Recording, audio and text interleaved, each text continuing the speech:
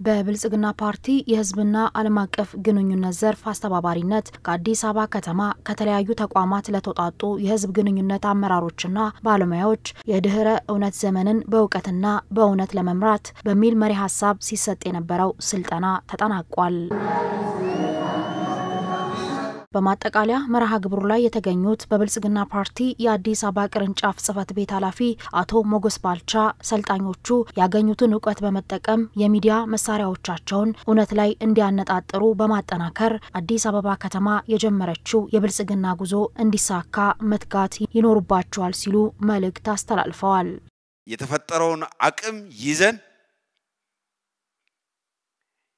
በየተቋሞቻችን ያሉ ካሜራዎቻችን በእጅ መዳፎቻችን ያሉ የሞባይል ስክሪኖቻችን በእኛ ውስጥ የተፈጠረውን አቅም አንድ ላይ አቀናጅተና አሰላስለን እውነትን አጉልተን በማውጣት በአገራችን ተሰብሮ የቆየ የፖለቲካ ስብራቶቻችንን ለማቃናት የሚያስችል አሰባሳቢ የጋራ የወል ትርክቶቻችንን በመገንባት የዚህ የሁለተኛው ምዕራፍ የአርበኝነት ተግባር የሆነውን አባቶቻችን እናቶቻችን ባድዋ ለጥቁር ህዝቦች የነጻነት ቀንዲል እንደሆኑ ሁሉ ይሄ የመደመር ትውልድ የሆነው የአዲስ አበባ አመራር የሁለተኛውን የአርበኝነት ምዕራፍ በብቃት የሚመራበት የአገራችን ብልጽግና ማሳያ የሆነችዋን አዲስ አበባ አሳምሮ አስውቦ አጣፍጦ ወደ ህዝቡ በማድረስ ይሄንን በማድረግ ወደ ውጤት ወደ ፍሬ እንድትቀይሩ በአክብሮት እንጠይቃለን። የሚዲያና የህዝብ ግንኙነት ባለሙያዎቹ በሚያደርጉት ስራ የፓርቲያቸው ክትትልና ድጋፍ ተጠናክሮ እንደሚቀጥልም አቶ ሞገስ ተናግረዋል።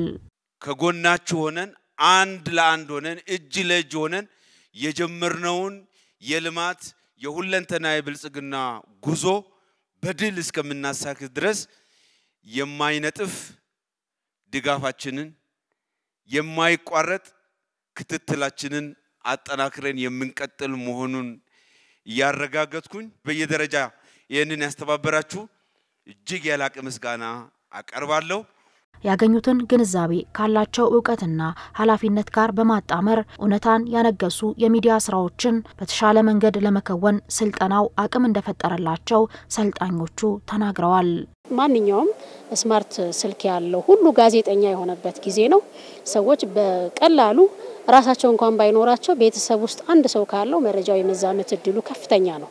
ያ ሐሰት የሆነ መረጃ ህዝቡን ተቆጣጥሮ ወዳልተገባ ድርጊት ውስጥ እንዳይከተው ኮሙኒኬተሩ ወይም ደግሞ የኮሙኒኬሽን ባለሙያ የህዝብ ግንኙነት ባለሙያ የነቃ ተሳትፎ በማድረግ እውነቱን በእውቀት ላይ ተመስርቶ ለህብረተሰቡ ቶሎ መረጃ በተለይ ደግሞ ህብረተሰቡ በሚፈልገው መንገድ ቅርብ በሆነ መንገድ በአሰልቺ በሆነ መንገድ ሳይሆን በቀላሉ ሊገባው በሚችለው መንገድ ማሰራጨት ወይም ደግሞ መስራት እንድንችል ትልቅ ግንዛቤ የተፈጠረበትና አንዳንድ ያልጠሩ ጉዳዮችንም እንድናጠራ ያደረገበት መድረክ ነበር።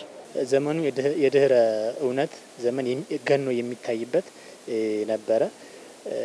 በጣም በርካታ ነገሮች ይወጣሉ፣ ግን ደግሞ ህብረተሰባችን አብዛኛው ህብረተሰብ ወደ ድህረ እውነት የሚያተኩርበት ሁኔታዎች ነበሩና እነዛን በምን አይነት መልኩ ነው በእውቀትም እንዲሁም ደግሞ በእውነትም ተመስርተን ለህብረተሰባችን ተአማኒ መረጃዎችን ማድረስ እንዳለብንና ምን የወሰንበት ስልጣና ነው የነበረው።